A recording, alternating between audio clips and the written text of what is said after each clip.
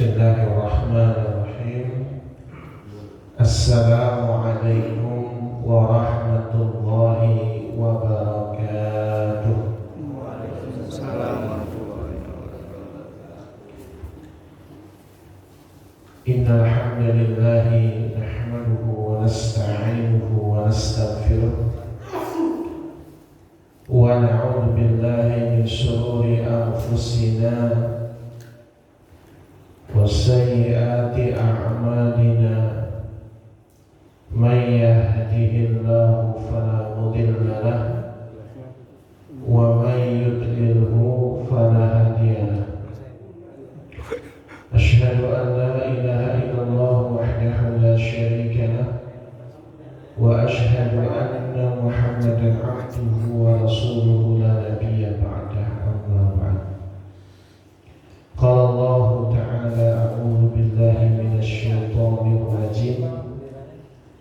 Ya ayyuhalladzina amanu taqullaha haqqa tuqatih wa la tamutunna illa wa antum muslimun.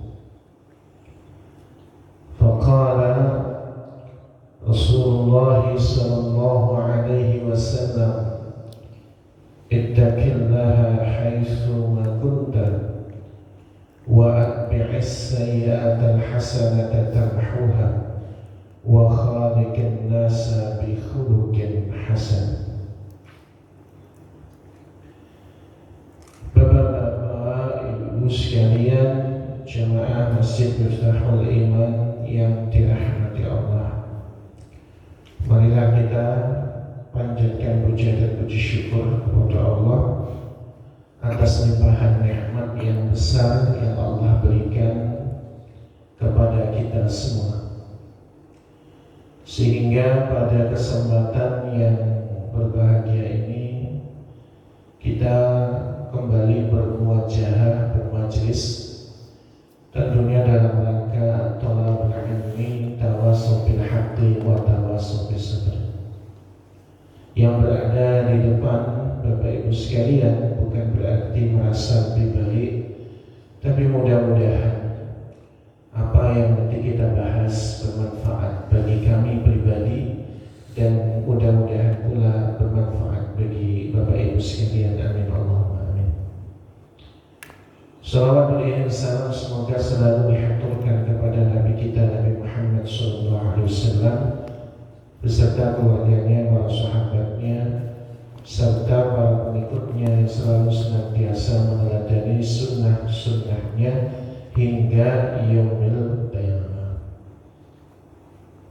Tema kita kali ini adalah berdamai dengan masalah. Ada sedikit irisan terkait dengan pembahasan kita di bulan yang lalu. Bagaimana sedia payung sebelum hujan, sedia solusi sebelum tragedi atau sebelum ada masalah. Jadi kalau kita bicara pembahasan kemarin adalah pembahasan yang sifatnya preventif, jadi persiapan.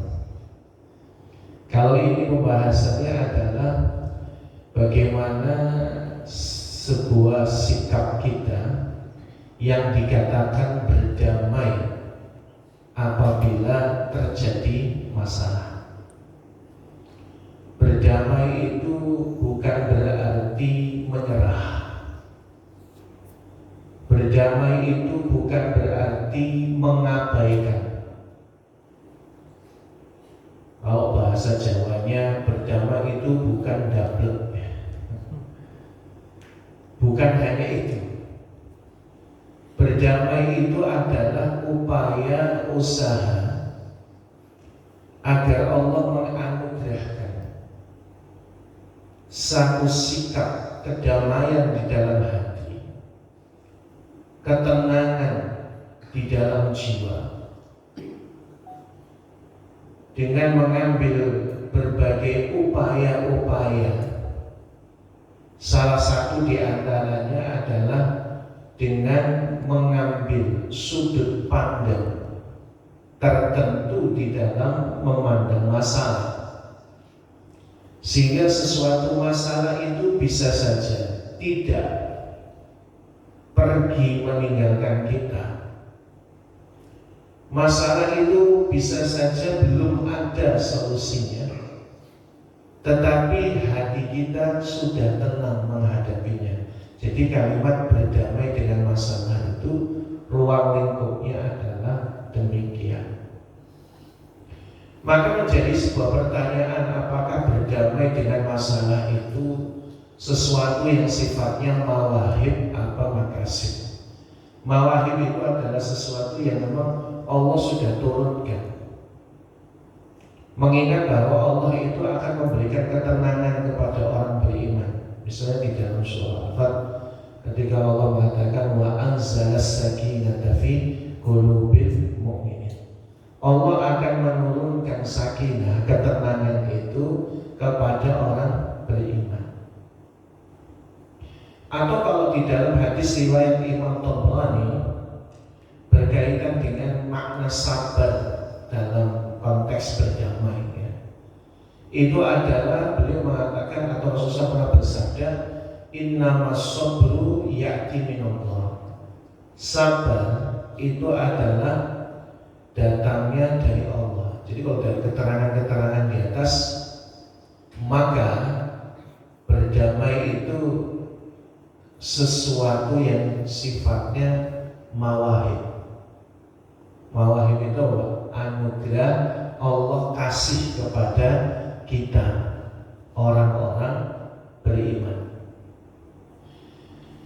Paling tidak landasan ini membuat kita harus paham bahwa yang membuat kita bisa sabar, yang membuat kita bisa sakinah, berdamai, itu adalah Allah. Sehingga tanpa kekuasaan dan pertolongan Allah, kita nggak akan pernah bisa memiliki sifat yang tenang, bisa berdamai dengan masalah. Tapi juga kita harus memahami bahwa berdamai dengan masalah itu juga bisa makasib. Makasib itu artinya sesuatu yang bisa diupayakan. Artinya apa? Ada upaya-upaya, usaha-usaha yang sesuai dengan syariat. Bahkan Rasulullah SAW sendiri memberikan kepada kita motivasi untuk meraihnya. Misalnya kalau di dalam konteks berdamai dengan masalah itu adalah sabar, misalnya Rasulullah pernah bersabda di dalam hadis riwayat Imam Bukhari, wa may yatasabbar yusabbirullah. Siapa yang ingin atau siapa yang berupaya meraih sebab-sebab agar dia bisa bersabar, maka Allah akan menjadikannya bersabar. Maka pembahasan kita ini Bapak Ibu sekalian, selain kita minta kepada Allah agar Allah berikan ketenangan, Allah berikan kesabaran di dalam diri kita, khususnya di dalam menghadapi masalah, tapi ada pula ikhtiar kauniyah kita berupaya untuk bisa sabar dan berdamai. Dan kemarin tadi di awal mukadimahnya kita sampaikan, berdamai bukan menyerah, berdamai bukan pasrah dan mengabaikan, tapi mencari cara agar tenang hati kita dengan salah satunya mengambil sudut pandang pada masalah tersebut. Wa minal asbabil mu'ayyanah, termasuk sebab yang bisa menolong agar kita bisa berdamai dengan masalah itu adalah ma'rifatu tabi'atil hayatid dunya. Ini kita mengambil sudut pandang. Kita hendaknya memahami mengetahui tabiat hidup di dunia ini. Wa ma jubilat alaihi minal masyaqqah.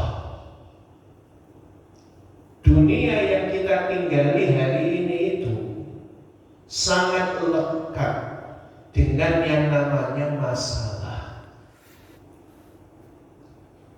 Sangat erat kaitannya dengan masyaqqah, kesulitan. Jadi kita harus memahami, kalau kita masih hidup di dunia, ya pasti ada masalah. Bahkan kemarin kita singgung, ada orang yang nggak punya masalah aja cari masalah.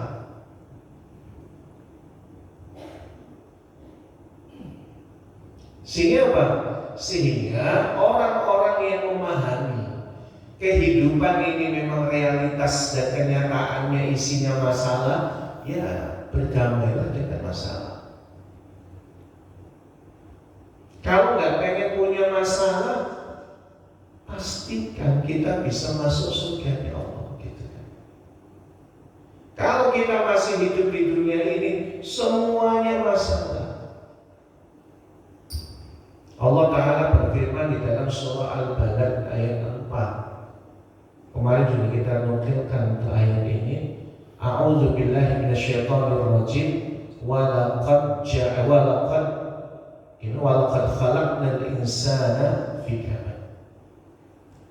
Dan sungguh telah kami ciptakan manusia itu dalam keadaan bersusah payah. Fi kabad itu ditafsirkan oleh para ulama, mulai dari kita ada di dalam kandungan ibu kita itu nyusahin. Hidup ini susah. Bagaimana jutaan atau bahkan miliaran sel sperma agar bisa terjadi atau perbuahan dengan sel ovum, itu alangkah rumitnya, susah. Maka bagi saudara-saudaraku yang mungkin dalam konteks melakukan program promil dan seterusnya yang belum punya anak gitu ya, usaha gak apa-apa, silakan, upaya terus. Tapi kita juga harus memahami realitas, semua itu adalah biqadar, ada takarannya, ada takdirnya. Apa yang Allah jadikan mudah, pasti mudah. Apa yang Allah jadikan belum terjadi, ya belum terjadi. Masalah tetap masalah, tetapi jangan sampai kita lupa bahwa Allah yang memberikan masalah. Allah jadikan hidup ini penuh kesusahan untuk apa, Pak? Agar kita nggak betah di dunia. Loh, kok bisa? Kalau manusia itu semua keinginannya tercapai, badan sehat, banyak harta, berkuasa, punya istri cantik, baik, mulutnya lembut, sayang, itu betah di dunia ini, Pak. Kayaknya nggak mau mati tuh. Allah jadikan kita itu punya persoalan, ujian. Walanabluwannakum bisyai', Allah pasti akan menimpakan kepada kalian musibah. Minal khawfi wal ju'i wa nafsin minal amwali wal anfusi wa thamarat. Allah ada kasih kepada kita musibah, ujian, ada yang sedang dalam kondisi ketakutan. Mungkin saudara-saudara kita yang di Palestina lebih dominan barangkali hidup dengan ketakutan. Walaupun bagi mereka, orang-orang yang punya keimanan, mereka juga sandarkan kepada Allah. Atau ada di antara banyak yang terlilit pinjol itu dalam kekhawatiran dan ketakutan, teror terus. Dan baru beberapa hari yang lalu tuh kasus terakhir lagi, ada orang yang kemudian bunuh diri karena ketakutan, karena diteror. Walaupun memang itu menjadi salah satu pelajaran bagi kita untuk tidak coba-coba melawan Allah dan Rasul kan gitu. Namanya pinjaman online itu pasti ribawi, sehingga kemudian itu dikatakan melawan Allah dan Rasul. Itulah menjadi salah satu akibatnya yang bagi kita menjadi sebuah pelajaran. Selain kemudian ada orang yang nggak punya rasa takut Allah, jadikan hidupnya aman, tinggal di Indonesia itu aman, Pak. Dengan izin Allah aman. Nikmat yang paling utama itu ya as-salamatu wal amn, keselamatan dan keamanan. Di Indonesia itu termasuk aman. Kita berangkat kemana, pasar, nggak ada yang bawa senjata ya Pak ya? Nggak ada. Kalau zaman dulu, misalnya masa penjajahan ya, bisa bawa senjata kemana-mana.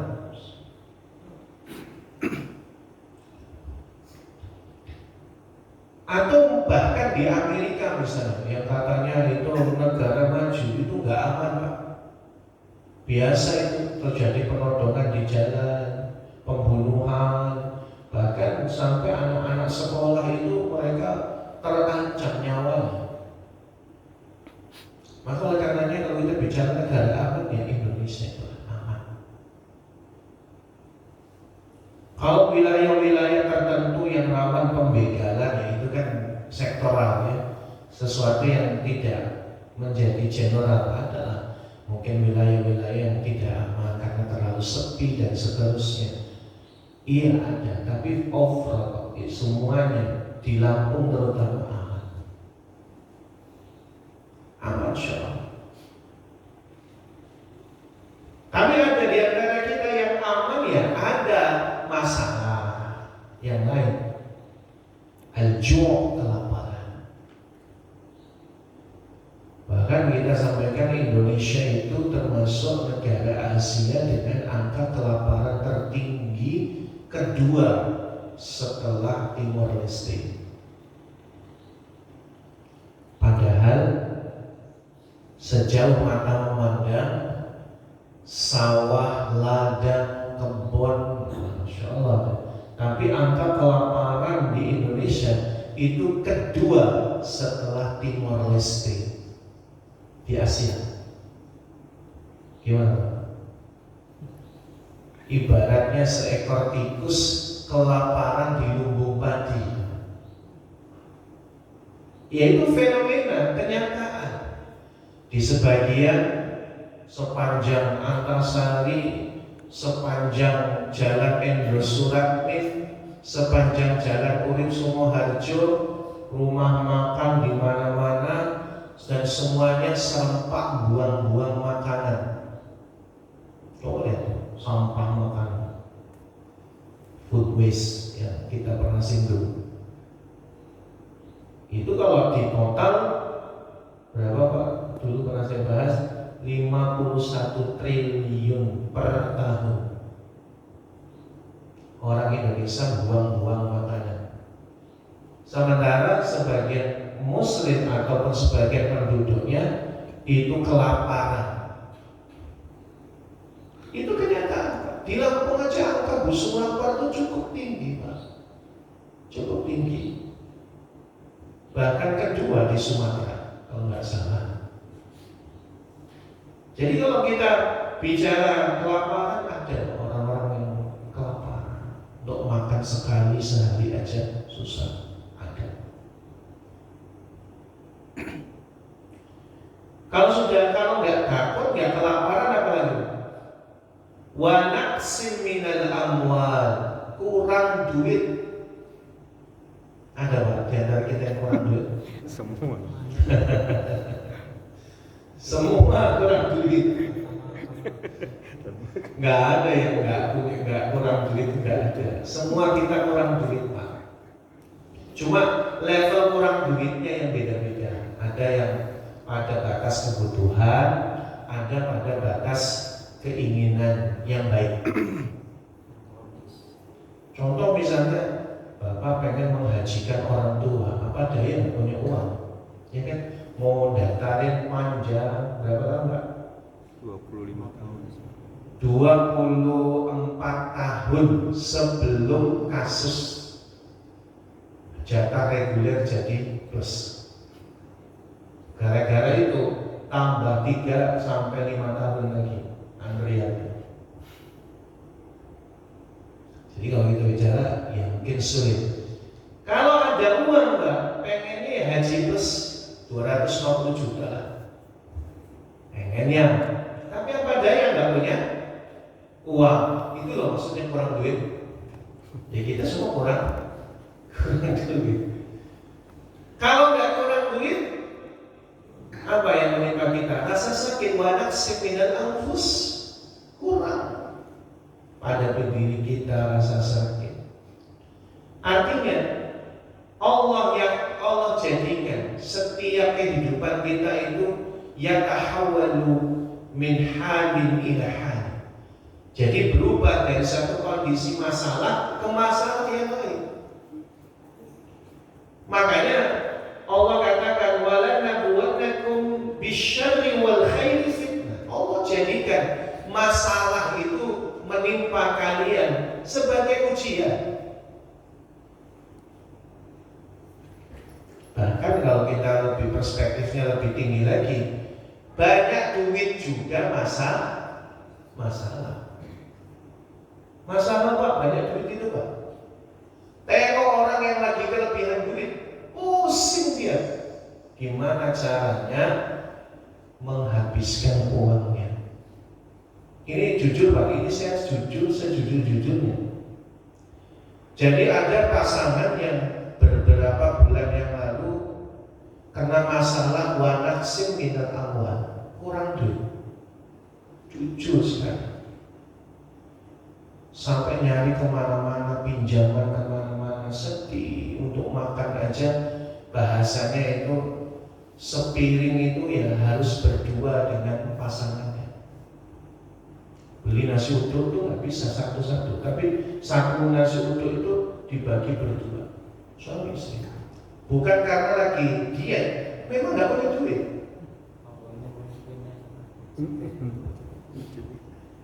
Dengan takdir Allah jadikan hidup itu luar biasa perubahannya. Baru sebulan yang lalu, baru persis sebulan yang lalu, dia mendapatkan harta warisan tak terduga. Ini izin Allah ya. Jadi rupanya orang tuanya itu punya harta baru ketahuan, sehingga dia dapat bagian 2,7 miliar.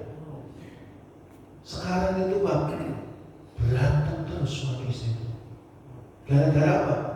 Berantemnya gara-gara gimana duit ini untuk apa? Saya harus kesini. Diisi suaminya mau beli ini, istrinya mau beli ini. Berantem terus bagaimana? Punya banyak duit itu Pak, masalah.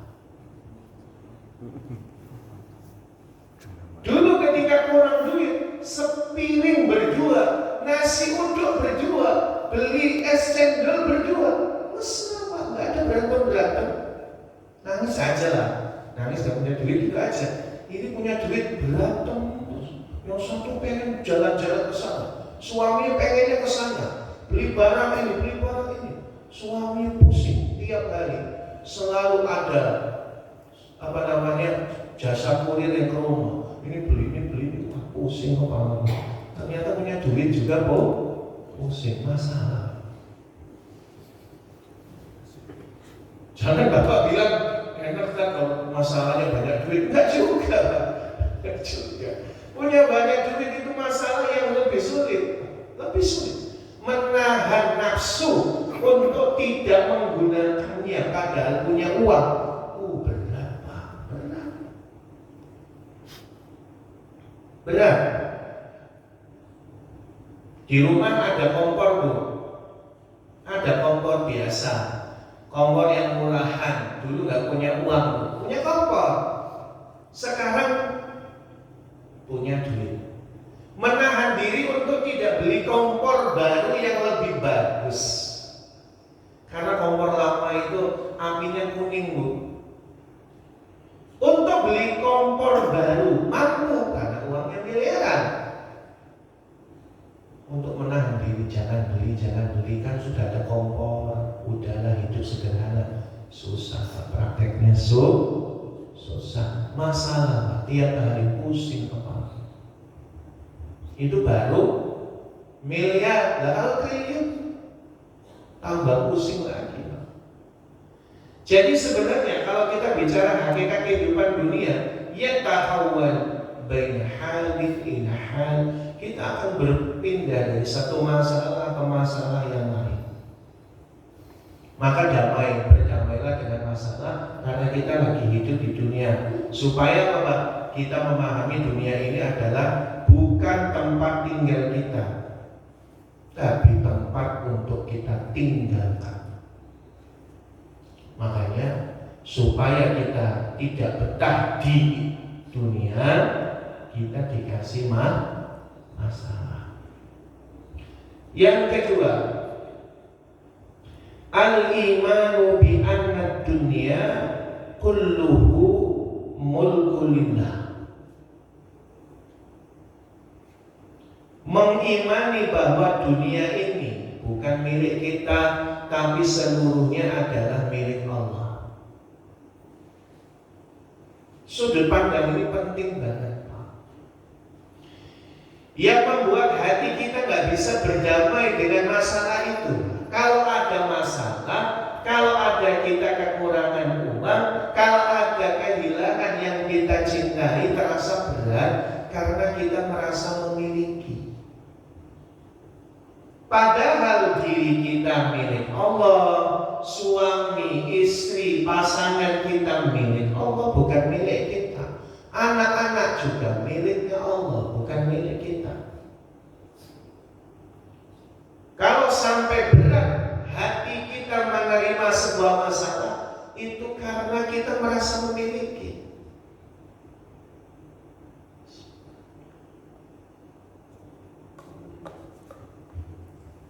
Karena merasa memiliki, ketika itu diambil, protes. Jadi yang harus kita pahami apa? Semua ini milik Allah. Di dalam surah An-Nahl ayat 53, Allah Subhanahu wa ta'ala berfirman, wa ma bikum min ni'matin faminallah. Tidaklah satu nikmat yang ada pada dirimu melainkan itu pasti datangnya dari Allah. Berarti itu adalah milik Allah yang Allah titipkan kepada kita.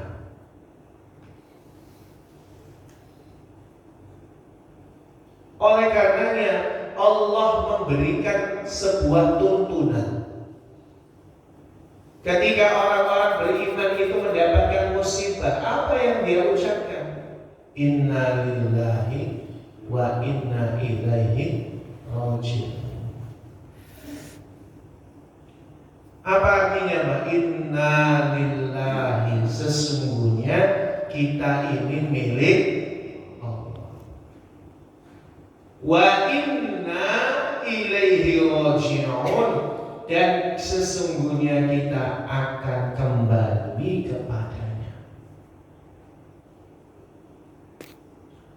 Jadi dari makna inna lillahi wa inna ilaihi raji'un atau disebut kalimat istirja, pelajarannya adalah bahwa semua yang ada pada diri kita itu milik Allah. Kita saja milik Allah. Kalau itu milik Allah gimana, Pak? Ya terserah Allah. Kok kita ngatur-ngatur yang punya? Betapa anehnya kita. Kita dititipi barang oleh orang yang punya barang. Kita ngatur-ngatur sama yang punya barang. Awas ya, kalau kamu ngambil punyamu, loh, gimana cara? Gak bisa. Kita ini hanya dititipi untuk dijaga. saudara-saudara kita yang kalau kemudian dia menjadi jasa parkir di sebuah toko, ada mobil parkir, ya diparkirin, tapi kan bukan milik dia. Lalu yang punyanya kemudian pulang dari tempat parkir, dia tidak pernah ditahan. Loh, aneh banget. Oh, ada saudara kita tukang parkir begitu, wah aneh banget itu. Sama dengan diri kita, Pak. Allah titipkan badan kita, tadinya sehat, dari kecil Allah kasih nikmat, lalu kemudian tambah umur, dikurangi dikit-dikit. Yang dulu bapak gagal, ya, naik motor nggak pernah pakai jaket, ya, sekarang harus jaketan, terus karena kalau nggak pakai jaket masuk angin.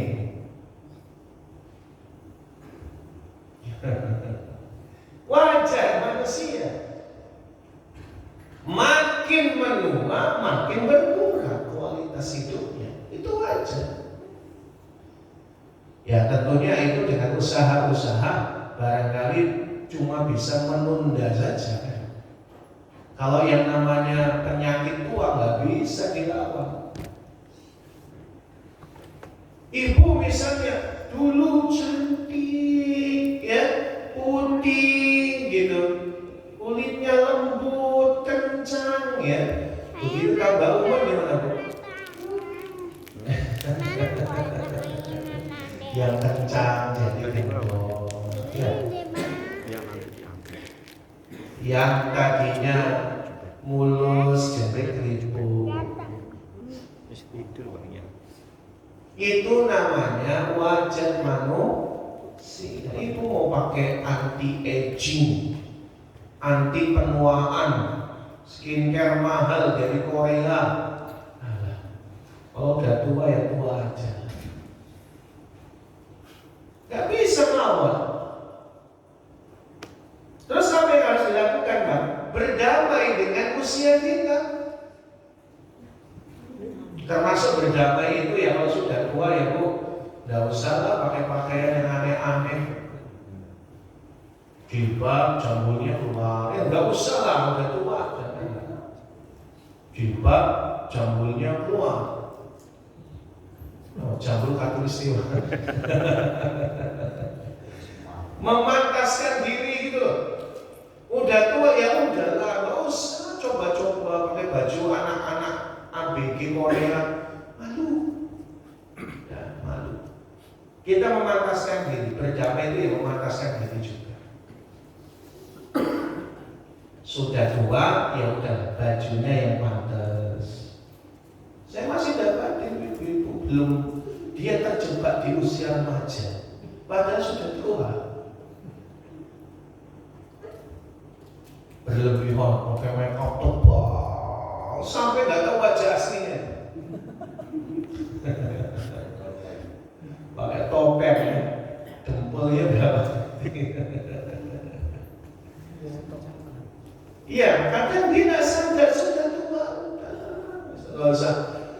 Nggak usah neko-neko lah. Nggak usah neko-neko. Bapak juga udah umur 40 tahun kan sudah. Fokus pada ibadah. Itu namanya berdamai. Semua nikmat yang Allah berikan itu, ataupun semua nikmat yang ada pada diri kita, semuanya hakikatnya titipan dan suatu saat akan dikembalikan. Pelajaran yang hebat, yang luar biasa itu salah satu di antara ada satu riwayat ini sangat masyhur dalam riwayat Imam Muslim, yaitu sebuah riwayat terkait dengan seorang sahabiah dan sahabat Nabi tentunya, yaitu adalah Ummu Sulaim, ya, ma'a Abi Thalhah, ya, bagaimana kisah Ummu Sulaim dengan Abu Thalhah. Ini juga kejadian, Pak. Ada ikhwan kita, saudara kita yang ngaji juga rajin luar biasa. Allah kasih ujian. Jadi anaknya itu siang hari main aja udah biasa main, memang di situasi panas seperti ini main udah biasa sama anak-anak yang main gitu. Pulang-pulang sore demam sakit, ada isya meninggal. Itu sedihnya nggak hilang-hilang, sedih terus. Maka ini kayak mengulang kisah ini. Jadi Ummu Sulaim dan Abu Talha ini seorang sepasang wanita dan pria yang luar biasa, sama-sama bertakwa. Ummu Sulaim itu ibunya Anas bin Malik yang kemudian nikah lagi dengan Abu Talha. Yang kisah terkenalnya adalah bagaimana Ummu Sulaim menjadikan maharnya Islamnya Abu Talha, tidak butuh harta. Padahal Abu Talha itu orang paling kaya di Madinah. Berbulan-bulan, bertahun-tahun menikah, tidak punya anak. Akhirnya lahirlah satu orang anak. Ya, ada menyebutnya sebagai Abu Nuhayl. Pokoknya ini anak yang sangat menyenangkan. Nabi itu sering ajak main. Nabi itu sering main-main dengan dia. Jadi anaknya itu menyenangkan sekali, lucu. Kalau bahasa Jawanya suke, murah senyum, nyenengin orang banyak. Langsung aja senang.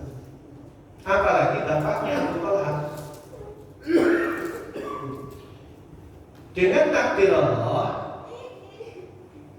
meninggal siang-siang, nggak sakit, nggak apa, meninggal. Itu namanya kuasa Allah. Maka Ummu Sulaim meminta kepada keluarganya karena dia paham suaminya itu sangat baperan.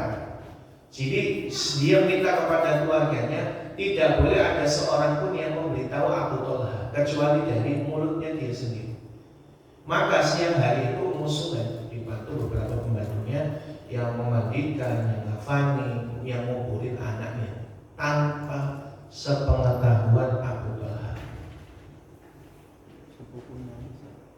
Ini bukan dalam rangka khianat ya, karena dia paham Abu Talha itu sangat lembut, sangat baperan. Maka dia harus cari cara gimana menghibur Abu Talha dan siap berdamai dengan masalah. Hingga kemudian Abu Talha pulang. Pulang-pulang itu Ummu Sulaim sudah berdandan, ini situasi malam ya, berdandan dengan dandanan yang terbaik. Bahkan di malam pengantin pun dia tidak secantik itu. Jadi malam itu lebih cantik daripada malam pengantin. Ummu Sulaim itu wanita paling cantik. Enggak dandanan pun cantik. Apalagi dandan. Ya Pak ya.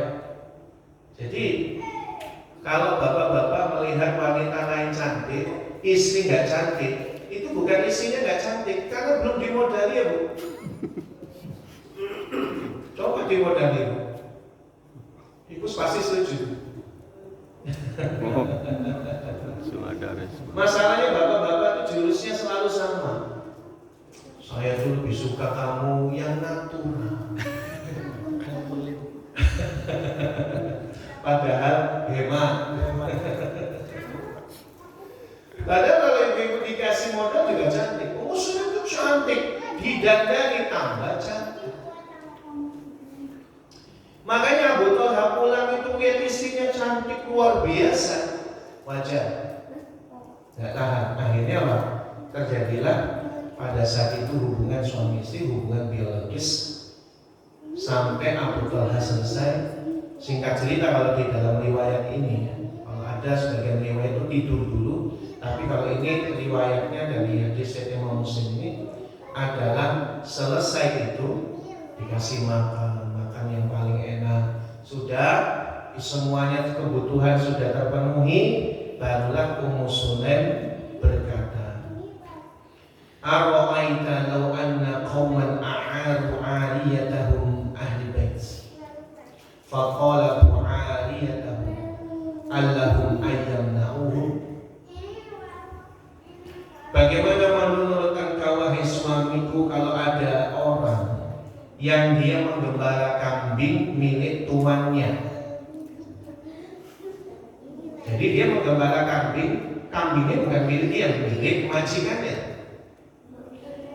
Faqala bu'aliyatahu mengambil gembalaannya tersebut, ya sah-sah saja dia pemilik, dia katakan pulangkan itu gembalaan saya tanpa ada masalah sekalipun. Allahum ayyamna'uhum, apakah pantas si penggembala itu menahan gembalaannya tidak mau dikembalikan kepada sang pemilik? Maka qala, maka Abu Talha bilang, wah enggak benar tuh. Wong itu kambingnya milik majikannya kok, majikannya nyuruh mengembalikan dia enggak mau, itu ya kebangetan, mungkin itu bukan milik dia. Qalat, maka Ummu Sulaim berkata, fahtasib ibnaka, maka relakanlah putramu. Karena apa? Putramu siang tadi meninggal dunia. Kalau di dalam hadis yang Imam Muslim berhenti sampai situ, Pak. Jadi intinya bagaimana Ummu Sulaim mencari cara agar Abu Talha bisa berdamai dengan masalah, agar Abu Talha bisa bersabar. Maka memberikan satu sudut pandang bahwa anaknya bukan miliknya tapi milik Allah. Selama ini anak itu dititipkan kepada kita. Jadi kapan kemudian Allah ambil, ya terserah Allah. Maka dalam riwayat yang lain seperti Imam Bukhari ada satu kalimat, malam itu malam keberkahan. Kenapa?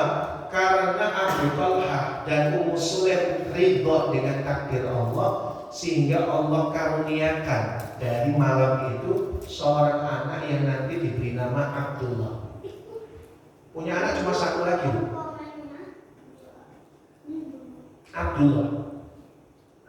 Dan Abdullah ini punya 7 putra, yang 7-7-nya ini 7 putra Pak, laki semua. 7-7-nya semuanya jadi ulama, hafiz Quran semua. Nah itu salah satu di antara keberkahan karena berdamai dengan masalah dan ridho kepada takdir. Itu luar biasa. Dan ini tadi dalam kasus saudara kita yang ditinggal wafat putranya yang hampir mirip, itu juga kabar baik baru kemarin Pak. Dia mendapatkan bahwa istrinya garis 2. Betapa miripnya kisahnya. Dan saya waktu itu saya sampaikan kisah ini dan Masya Allah luar biasa. Itu Allah sudah menerima takdir dan berdamai dengan masalah. Allah kasih lah. Kemudian yang ketiga, afiqatu bihusulil farj, percaya Allah Subhanahu wa ta'ala pasti memberikan kepadanya solusi. Percaya. Al-farju itu ya kemenangan, keberhasilan, kesuksesan. Kalau kita sebutkan solusi, percaya Allah kasih solusi. Kenapa demikian? Karena Allah sudah janji. Di dalam Quran surah Al-Insyirah ayat 5 dan 6 Allah katakan, fa inna ma'al usri yusra. Inna ma'al usri yusra. Sesungguhnya bersama satu kesulitan ada banyak kemudahan.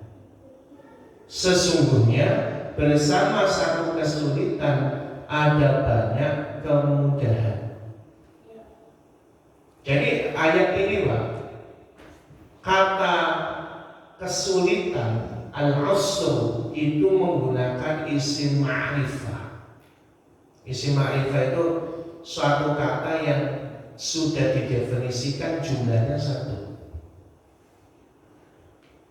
Jadi kalau diterjemahkan tadi kalimatnya sesungguhnya di dalam satu kesulitan, al-usr ada alif lamnya, berarti itu jumlahnya cuma 1. Yusran, sedangkan kemudahannya itu menggunakan isim nakirah, tidak ada alif lamnya, berarti jumlahnya banyak, lebih dari 2. Kita harus percaya bahwa di setiap masalah Allah kasih ada banyak kemudahan, minimal dua kemudahan. Nah, masalahnya banyak di antara kita yang tidak percaya, suudzon kepada Allah. Sedangkan di dalam hadis qudsi Rasulullah meriwayatkan sebuah firman Allah. Allah berfirman, "Ana 'inda dhanni 'abdi bi." Saya, kata Allah, tergantung prasangkaan hamba. Jadi kalau kita bicara bagaimana cara kita berdamai, caranya adalah kita harus percaya di sebalik masalah ada solusinya, pasti ada. Setiap ada sebuah ujian, ada yang namanya solusi dari ujian itu. Bahwa di dalam setiap kesulitan ada kemudahan. Cuma kita ini yang nggak tahu kemudahannya kayak apa. Jangan kita itu kalau punya masalah fokus di masalah terus. Banyak di antara kita kalau dapat masalah mikirnya masalahnya aja. Padahal kita hanya harus paham ada masalah-masalah yang tidak bisa kita jangkau dengan pikiran kita. Ada masalah-masalah yang tidak bisa kita kendalikan, Pak. Maka stop mengandalkan logika. Jangan kita seperti orang-orang yang mengatakan kalau ada masalah lalu kemudian dia menyelesaikan, oh itu karena kecerdasan saya. Kalau kemudian giliran dia tidak menemukan solusi, oh karena bodohnya saya. Enggak, solusi datangnya dari Allah. Banyak hal yang tidak bisa kita jangkau dengan pikiran kita, Pak. Kalau punya masalah mikir terus, gak bisa kita tidur, gak bisa kita makan, sama pasangan kita juga gak bisa bahagia. Gara-gara apa? Overlap, jatahnya Allah dipikirin. Sesuatu yang itu milik Allah, ruang lingkupnya Allah, teritorialnya Allah, kita maksa-maksa mikir, padahal gak mampu kita mikir. Makanya masalah itu tidak semestinya kita pikirin terus. Ada saatnya kalau kita nggak sanggup, ya udah kita letakkan. Kita tetap cari solusi. Tapi sebagai ketenangan batin kita, jangan overthinking, jangan berlebihan berpikir. Harus percaya. Ada nenek-nenek yang sudah sepuh, yang mengkhawatirkan karena dia sudah umur 65, di atas 65, bagaimana nanti dia di akhir hayat karena anak-anaknya sudah tidak peduli sama dia. Maka tiap hari nangis terus. Apalagi melihat bagaimana teman-temannya banyak ditelantarkan oleh anak-anak. Ini sekarang lagi banyak nih, Pak. Jujur saja kasus-kasus begini banyak. Anak-anak yang sudah tidak peduli dengan orang tuanya itu banyak sekali. Bahkan kita nangani itu luar biasa. Ada orang tua yang sudah sepuh umur 72 tahun, itu anak pertamanya adalah seorang dokter, anak kedua seorang polisi, anak ketiga seorang dosen. Sementara bapak itu tinggalnya sama tetangga, dari tetangga ke tetangga. Anaknya nggak ada yang peduli. Tahu kita. Nah, dengar kisah begitu, waktu gimana kan saya ini. Kalau saya mati gimana? Kalau ini gimana? Semuanya dipikirkan. Ada hal-hal yang kita tidak bisa jangkau. Maka suatu ketika di dalam hadis disebutkan Nabi dialog dengan Abu Dzar Al-Ghifari. Ya Abu Dzar, tahu gak orang yang menyakiti diri sendiri? Abu Dzar mengatakan Allah wa Rasuluhu a'lam. Orang atau sahabat itu kalau kayak gitu mesti membalikkannya kepada Allah dan Rasulullah. Allah dan Rasulnya yang lebih tahu.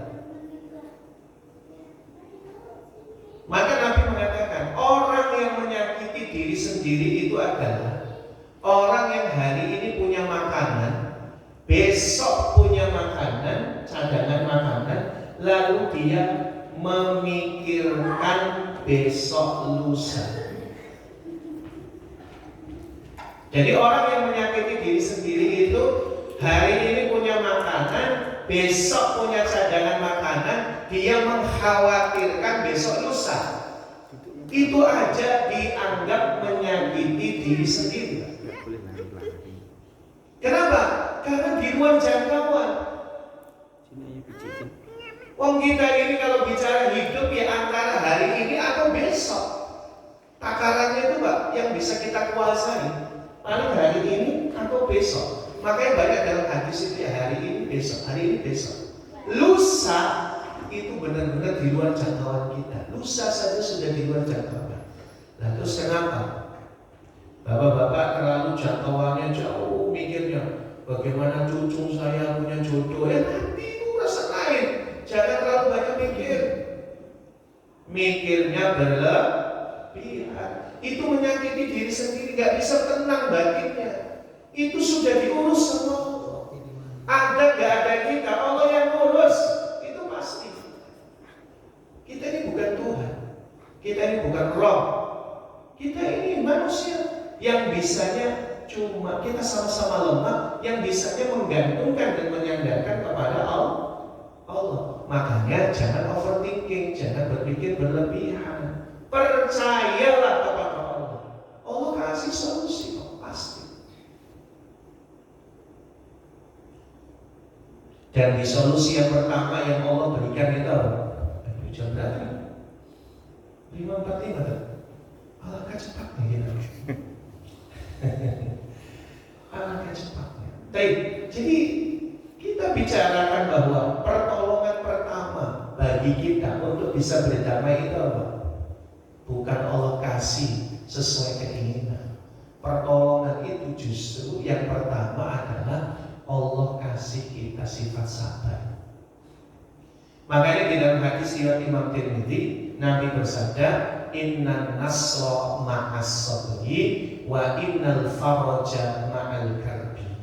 Sesungguhnya Allah memberikan pertolongan itu bersama kesabaran. Sabar itu pertolongan Allah.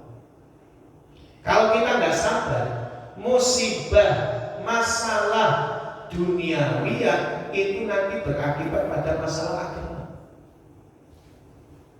Kalau nggak sabar, sehingga Pak, kalau kita dapat masalah bisa sabar itu sudah ditolong Allah saja. Makanya Masya Allah, mudah-mudahan kita memahami percaya dengan hal itu bahwa Allah pasti menolong kita, pasti. Ya, mudah-mudahan dari perspektif ini kita bisa berdamai dengan masalah yang menimpa kita, sehingga kita menjadi tenang. Oh, ada Allah yang ngurusi. Wa man min dabatin fil ardi illa 'alallahi rizquha. Tidaklah seekor binatang melata pun melainkan Allah jamin rezekinya. Kita mau ada dan tidak ada, Allah pasti jaga. Demikian. Wallahu a'lam bishawab. Dan waktu juga pada kita semua, waktu dan tempat saya kembalikan kepada Ustaz Usman. Assalamualaikum warahmatullahi wabarakatuh. Waalaikumsalam warahmatullahi wabarakatuh.